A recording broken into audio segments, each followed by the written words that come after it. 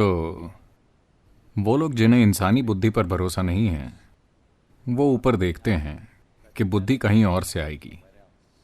हमें यह समझना होगा कि देखिए, इस देश में कुछ ऐसी चीजें हैं जो बहुत महत्वपूर्ण हैं, जिन्हें दुर्भाग्य से वर्तमान पीढ़ी पूरी तरह से भूल गई है या बहुत कम लोगों को याद है। और बाकी की दुनिया में कुछ जगहों में उन्होंने पहचाना, बाकी जगहों में ये नहीं है। बात बस इतनी है कि यहाँ हमने ऐसी चीजों को इस तरह से समझा। उदाहरण के लिए योग में हम आपकी रीढ़ को ब्रह्मांड की धुरी कहते हैं, हम इसे मेरुदंड कहते हैं, यानी ये ब्रह्मांड की धुरी है। ब्रह्मांड क्या है, कृपया इसे समझिए। आज वैज्ञानिक ये स्वीकार कर रहे हैं कि ये एक अंतहीन ब्रह्मांड है। हम हमेशा से ये कह रहे हैं कि ये एक निरंतर बढ़ने वाला ब्रह्मांड है।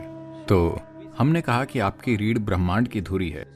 ये बात बेतुकी लगती है। कोई वजन उठाए बिना भी कई लोगों की पीठ बुरी तरह दर्द कर रही है, यहां तक कि वो चल या दौड़ या कुछ भी नहीं कर पा रहे हैं। अगर ये ब्रह्मांड की धुरी बन जाए तो क्या होगा?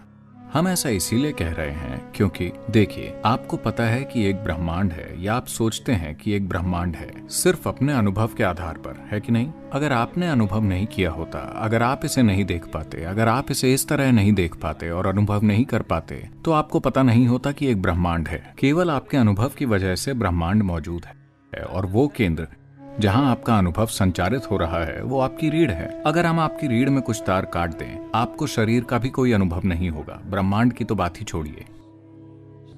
तो चूंकि ब्रह्मांड को अनुभव करने की आपकी क्षमता आपकी रीढ़ में आधारित और केंद्रित है, इसीलिए हम आपकी रीढ़ को ब्रह्मांड की धुरी कह रहे हैं। मान लीजिए कि ये हॉल, देखिए अभी हम इस हॉल की सीमाएं जानते हैं। अब हम ये विवाद कर सकते हैं कि ये इस हॉल का केंद्र है या वो इस हॉल का केंद्र है। मान लीजिए कि इस हॉल की कोई सीमाएं नहीं हैं, तो आप कैसे तय करेंगे कि हॉल का केंद्र कहाँ है? आप जहां हैं वही इस हॉल का केंद्र है ना? इस आधार पर एक मनुष्य के लिए हमने एक पूरी संभावना विकसित की कि कैसे न सिर्फ इन चीजों पर भरोसा करें, लेकिन इसे एक जीवंत अनुभव बना लें।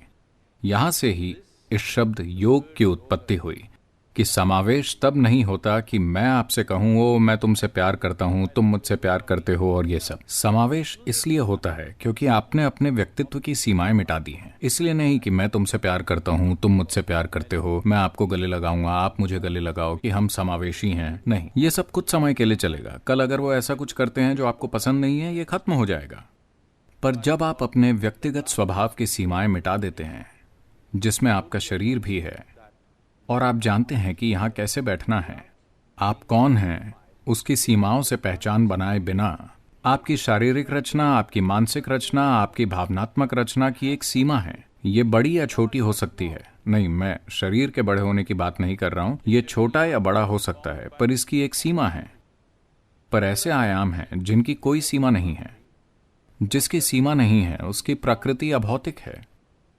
तो हमारा फोकस हमेशा से उस आयाम में होता है जो अभौतिक है। इसीलिए शिव सबसे महत्वपूर्ण बन गए, क्योंकि शिव का अर्थ है वो जो नहीं है, वो जो अभौतिक है। अब क्या वो, हम जिस योगी की बात कर रहे हैं, क्या वो मानव हैं? क्या वो कहीं और से आए हैं? देखिए, कई चीजें हैं। जैसा आपने कहा, उनके कोई माता पिता नहीं है। जब आप शिव के बारे में बात करते हैं, उनके कोई माता पिता नहीं है, कोई जन्म स्थान नहीं है। किसी ने उन्हें बढ़ते हुए बच्चे की तरह नहीं देखा। हर समय जब भी हमने देखा, वो लगभग उसी आयु के थे।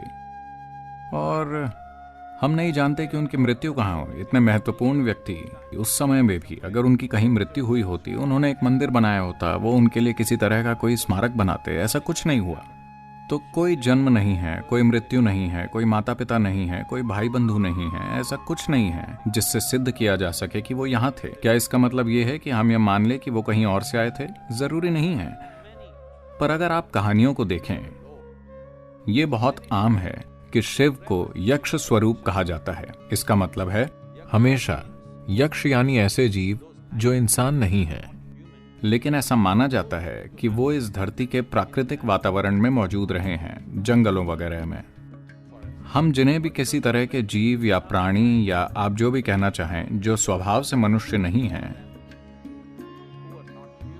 तो गाथाओं में कई बार आप देखेंगे कि कई सारे गीतों में और दूसरी चीजों में शिव को यक्ष स्वरूपा कहा जाता है। तो ऐसी कई चीजें हैं जो इशारा करती हैं।